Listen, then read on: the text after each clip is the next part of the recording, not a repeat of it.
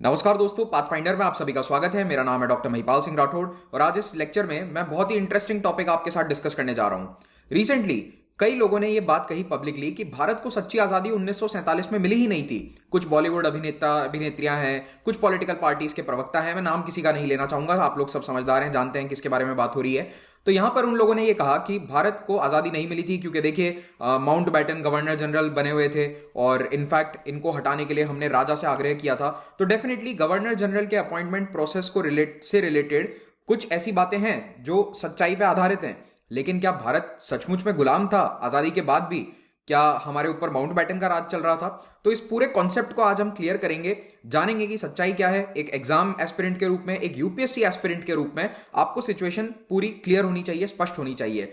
तो आज इसी के बारे में हम बात करेंगे। मेनली 1947 से 1950 के बीच में, जब तक हमारा संविधान तैयार होकर लागू नहीं हुआ था, तब तक भारत की स्थिति एग्जैक्टली क्या थी। लेकिन आगे बढ़ने से पहले आपको याद दिलाना चाहता हूं कि पाथफाइंडर चैनल को सब्सक्राइब जरूर करें और मेरे टेलीग्राम चैनल से आप जुड़कर पीडीएफ डाउनलोड कर सकते हैं, लेक्चर के अपडेट्स प्राप्त कर सकते हैं। पाथफाइंडर के टेलीग्राम चैनल पर आपको लेक्चर सारे मिल जाएंगे जो भी हमारे चैनल पर अपलोड हुए हैं। It's very easy to search over here rather than YouTube, तो इनसे जरूर जुड़िए। और रविवार को होने वाला कॉम्बैट, इसमें हिस्ट्री के क्वेश्चंस मेरे द्वारा बनाए गए हैं, लिंक नीचे पहले कमेंट में आपको मिल जाएगा। हिस्ट्री क्वेश्चंस को अटेम्प्ट करो, बताना कैसे लगे, टफ, इजी, और आप स्कॉलरशिप भी जीत सकते हैं अगर आपकी कॉम्बैट में अच्छी रैंक आती है तो। मिडिवल हिस्ट्री का कोर्स 1 जनवरी से शुरू हो रहा है पाथफाइंडर यूट्यूब चैनल पर, इसे भी जरूर देखिए। तो सबसे पहले डोमिनियन का मतलब जान लो, क्योंकि आगे बार बार डोमिनियन शब्द आने वाला है।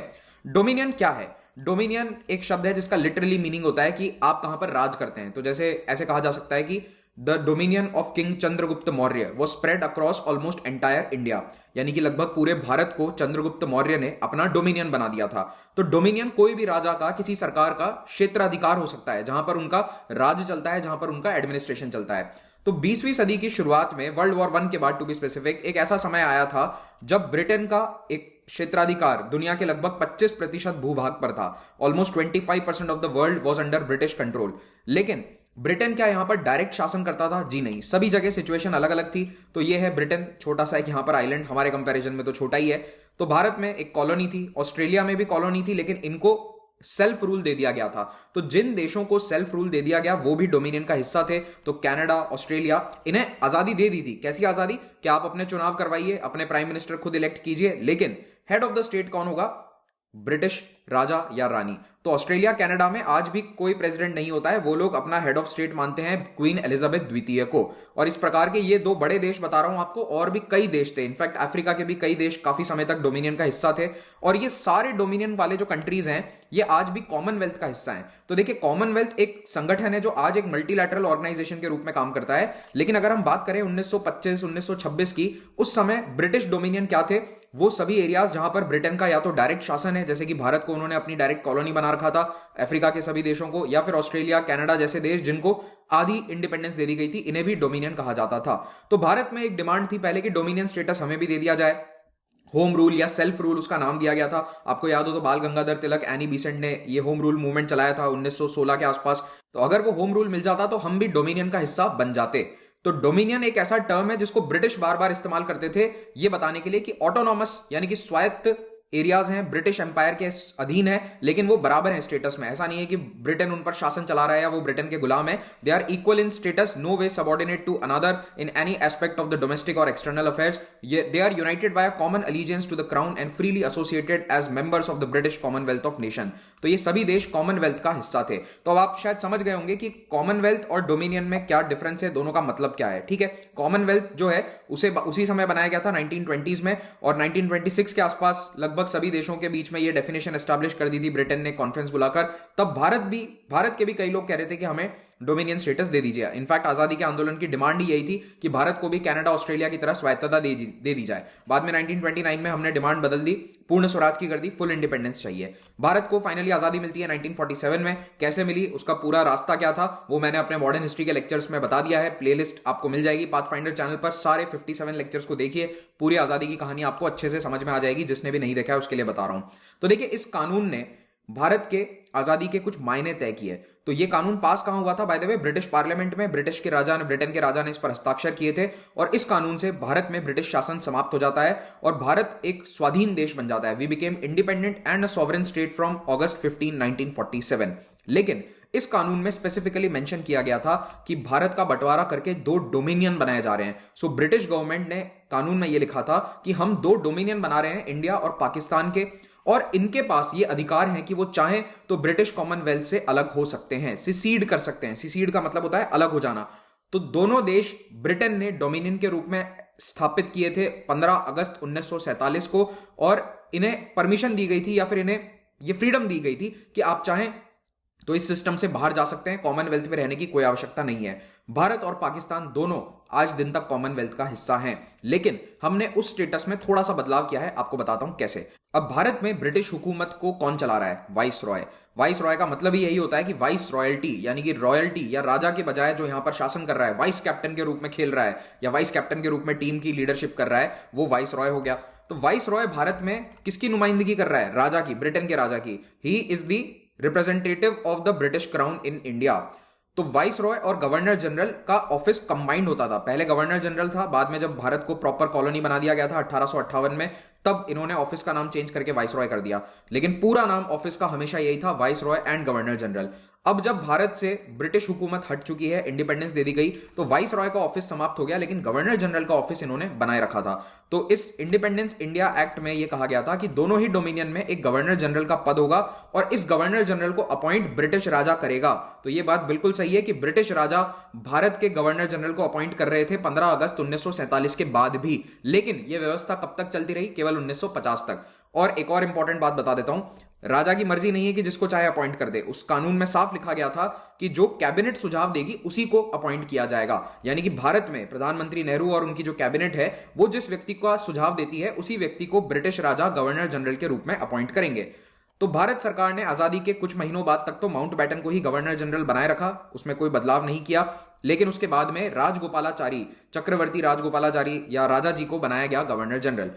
अब गवर्नर जनरल के पास कुछ खास पावर्स थे उस 3 साल के समय काल में।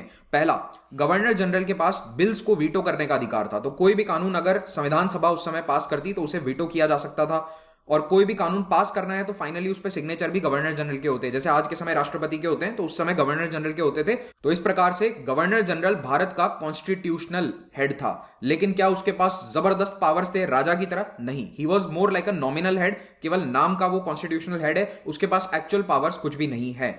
एंड उनको जो भी काम करना था वो बिना काउंसिल ऑफ मिनिस्टर्स या कैबिनेट के सुझाव के नहीं कर सकते। They had to act on the advice of the respective council of ministers. जैसे भारत में आज भी व्यवस्था है कि राष्ट्रपति अपने स्तर पर ज्यादातर डिसीजंस नहीं ले सकते, उन्हें वही करना होता है जो प्रधानमंत्री और कैबिनेट उन्हें सुझाव देते हैं, काउंसिल ऑफ मिनिस्टर्स उन्हें सुझाव देता है। वैसी ही व्यवस्था तब भी थी। इंडियन इंडिपेंडेंस एक्ट में भी यही लिखा गया था कि जो भी कार्य गवर्नर जनरल करेंगे वो प्राइम मिनिस्टर या काउंसिल ऑफ मिनिस्टर्स की एड एंड एडवाइस पर किया जाएगा। उसके बाद कानून में यह भी लिखा गया था कि यह वाली व्यवस्था, गवर्नर जनरल की व्यवस्था, तब तक चलेगी जब तक ये दोनों देश अपने संविधान बनाकर कोई नई व्यवस्था लागू नहीं कर देते। उनके पास ऑप्शन है कि वो चाहे तो इस व्यवस्था को भी आगे चला सकते हैं और नहीं चाहते तो इसको रिप्लेस भी कर सकते हैं। तो भारत ने 1949 में जब हमारा संविधान तैयार हो गया तो डिसाइड किया कि हम ये व्यवस्था नहीं चलाएंगे, और 26 जनवरी 1950 को हमने गवर्नर जनरल का पद समाप्त करके राष्ट्रपति नियुक्त कर दिया इस देश का जो कॉन्स्टिट्यूशनल हेड होगा। तो एक बात बिल्कुल साफ है कि 1947 में जब भारत आजाद हुआ था तो आजादी भारत को बिल्कुल मिली थी, लेकिन India and Pakistan and even Sri Lanka, they were all part of the dominions of the British Commonwealth of nation. तो ब्रिटिश कॉमनवेल्थ जो कि एक बहुत बड़ी संस्था है जिसमें बहुत सारे देश शामिल हैं, उन सभी में भारत, पाकिस्तान, श्रीलंका ये भी शामिल थे। भारत ने 26 जनवरी 1950 को इस व्यवस्था में एक बदलाव कर दिया। हमने कहा कि हम कॉमनवेल्थ का हिस्सा तो रहेंगे, लेकिन हमारे राष्ट्राध्यक्ष ब्रिटेन के राजा या रानी नहीं रहने वाले हैं। We will be a republic. हमने एक राष्ट्रपति का पद बना दिया और वहां पर राष्ट्रपति अपॉइंट किए गए, सबसे पहले देश के डॉक्टर राजेंद्र प्रसाद। पाकिस्तान ने यह व्यवस्था 1956 तक चलाई, क्योंकि वहां पर संविधान ही नहीं लिखा गया था 8 सालों तक। तो उन्होंने 1956 तक यह व्यवस्था चलाई। गवर्नर जनरल अपॉइंट होते थे और अपॉइंटमेंट ऑफ कोर्स पाकिस्तान की काउंसिल ऑफ मिनिस्टर्स के अनुसार होता था, लेकिन वो जो लेटर है वो ब्रिटेन की राजा या रानी की तरफ से आया करता था। तो हमने व्यवस्था 1950 में खत्म की, पाकिस्तान ने 56 में और श्रीलंका ने 1972 में यह व्यवस्था खत्म करी। अब भारत की आजादी के बाद लॉर्ड माउंटबेटन, जो कि हमारा आखिरी वाइसरॉय था ब्रिटेन की तरफ से, उसी व्यक्ति को भारत की प्राइम मिनिस्टर और काउंसिल ऑफ मिनिस्टर्स ने गवर्नर जनरल के रूप में कंटिन्यू किया। ऐसा नहीं कि आज हमारे पास पावर आया तो कल बदल दो, बिकॉज माउंटबेटन की थोड़ी सी जरूरत यहां हमें भी थी, कारण कि माउंटबेटन ने देश को एक रखने के लिए सरदार पटेल का जो पूरा काम था प्रिंसली स्टेट्स को जोड़ने का, उसमें माउंटबेटन वाज वेरी हेल्पफुल। तो हम भी माउंटबेटन को सम्मान करना चाहते थे। तो जब तक ये कार्य पूरा नहीं हो जाता, कुछ महीनों के लिए माउंटबेटन को वहीं पर रखवाया गया एज गवर्नर जनरल। पाकिस्तान ने डिसाइड किया कि हम हमारा गवर्नर जनरल बनाएंगे मोहम्मद अली जिन्ना को। तो 1948 में जब तक जिन्ना की मृत्यु नहीं हो जाती, ये गवर्नर जनरल थे। उसके बाद पाकिस्तान में अलग गवर्नर जनरल्स अपॉइंट होते गए। लगभग 10 महीने तक माउंटबेटन भारत के गवर्नर जनरल रहते हैं और उसके बाद जून 1948 में ये यहां से चले जाते हैं। इनका काम समाप्त हो चुका था। फिर भारत के काउंसिल ऑफ मिनिस्टर्स के कहने पर ब्रिटेन के राजा जॉर्ज VI ने एक लेटर दिया जिसमें यह कहा गया कि अब भारत के गवर्नर जनरल होंगे चक्रवर्ती राजगोपालाचारी, यानी कि राजा जी। तो ये पहले भारतीय गवर्नर जनरल, आखिरी governor general and the second governor general of independent India बन जाते हैं। ये डायरेक्टली क्वेश्चन कई बार एग्जाम्स में पूछा गया है, तो ये ध्यान रखिएगा। तो राजा जी ही बने, ऐसा नहीं है कि माउंटबेटन गया तो उसकी जगह कोई दूसरा अंग्रेज आ गया। तो हम आजाद थे इस मायने में, और ब्रिटेन कभी भी इस तरह की हरकत नहीं करता कि दूसरे किसी व्यक्ति को अपॉइंट कर दिया जाए, क्योंकि साफ लिखा गया था इंडियन इंडिपेंडेंस एक्ट में कि काउंसिल ऑफ मिनिस्टर्स के सुझाव के बिना अपॉइंट नहीं किया जा सकता। अब धीरे धीरे कई देशों ने अपने हेड ऑफ स्टेट के पद से ब्रिटिश मोनार्क को हटाना शुरू कर दिया है। 92 में मॉरिशस ने हटाया था, रिसेंटली अभी बारबेडोस ने भी हटाया था। मैंने इस पर एक लेक्चर भी बनाया, आप चाहें तो उसे देख सकते हैं। 1972 में श्रीलंका ने भी व्यवस्था खत्म कर दी। लेकिन आज भी कई देश हैं जहां पर हेड ऑफ स्टेट ब्रिटेन की महारानी क्वीन एलिजाबेथ है। इनको आज भी डोमिनियन कहा जाता है। So dominion of Australia, New Zealand, Canada, ये बड़े देश हैं। उसके अलावा कई छोटे मोटे आइलैंड नेशंस भी मौजूद हैं। जहां तक बात है कॉमनवेल्थ की, तो भारत आज भी इसका सदस्य है। We are a full member of the Commonwealth. और हमने संविधान में इसके बारे में कोई जिक्र नहीं किया है, लेकिन संविधान सभा ने एक रेजोल्यूशन पास किया था और ये कहा था कि हम कॉमनवेल्थ के मेंबर बने रहेंगे। तो भारत के संविधान में कहीं पर भी कॉमनवेल्थ का, ब्रिटेन के महाराजा का जिक्र नहीं है। तो हम पूरी तरह से कॉन्स्टिट्यूशनली यूके से अलग हैं और 1950 से ऑफिशियली हो गए। 1947 में असलियत में भी हो गए थे और 50 आते आते जब तक हमारा संविधान इंप्लीमेंट नहीं हुआ उस दिन तक हम नॉमिनली ब्रिटिश कॉमनवेल्थ का हिस्सा थे या फिर डोमिनियन का हिस्सा थे। और उसके बाद भारत ना तो डोमिनियन रहा, लेकिन हाँ कॉमनवेल्थ का हिस्सा वो आज भी है और हम अपनी मर्जी से कॉमनवेल्थ का हिस्सा हैं। हमारे यहाँ पर ब्रिटिश क्राउन का कोई रोल नहीं है, ना तो कोई मेडल बांटे जाते हैं, ना ही इनको कोई अपॉइंटमेंट्स करने होते हैं, nothing. Everything is done by the president of India. तो कॉमनवेल्थ में ये बहुत सारे देश हैं, इनकी लिस्ट अभी आप मेरे बारबेडोस वाला वीडियो देख लीजिए, उसमें आपको मिल जाएगी। और हमारे लिए थोड़ा फायदा ही था, इसीलिए हम इसका मेंबर रहे थे कॉमनवेल्थ के। तो आपको ये लेक्चर कैसा लगा मुझे कमेंट सेक्शन में बताइएगा। और जिनको डाउट है कि भारत असली में आजाद हुआ था या नहीं, उनके साथ इस वीडियो को जरूर शेयर करें। मेरा पोस्ट इंडिपेंडेंस हिस्ट्री का कोर्स प्लस प्लेटफॉर्म पर स्टार्ट हो चुका है, लिंक नीचे डिस्क्रिप्शन में, इसको ज्वाइन कर सकते हैं अगर आप एक अनअकैडमी प्लस सब्सक्राइबर हैं। प्लस सब्सक्रिप्शन लेने का फायदा ये होगा कि आप भारत के बेस्ट टीचर से लाइव पढ़ सकते हैं। प्लस या आइकॉनिक सब्सक्रिप्शन लेकर जो भी सब्सक्रिप्शन लें उसमें 10% डिस्काउंट मिलेगा महिपाल कोड का इस्तेमाल करने पर। ऑप्शनल के सब्सक्रिप्शन भी अवेलेबल हैं और हर वेडनेसडे को नए बैचेस बनते हैं। So do join these batches. आज शाम एक बड़ा अनाउंसमेंट होने वाला है। EMI ऑप्शन पर भी आप सभी कोर्सेज को अवेल कर सकते हैं। हमारी 2 फ्री टेस्ट सीरीज का फायदा उठाइए, कॉम्बैट में हिस्सा लीजिए। Thank you very much, have a great day.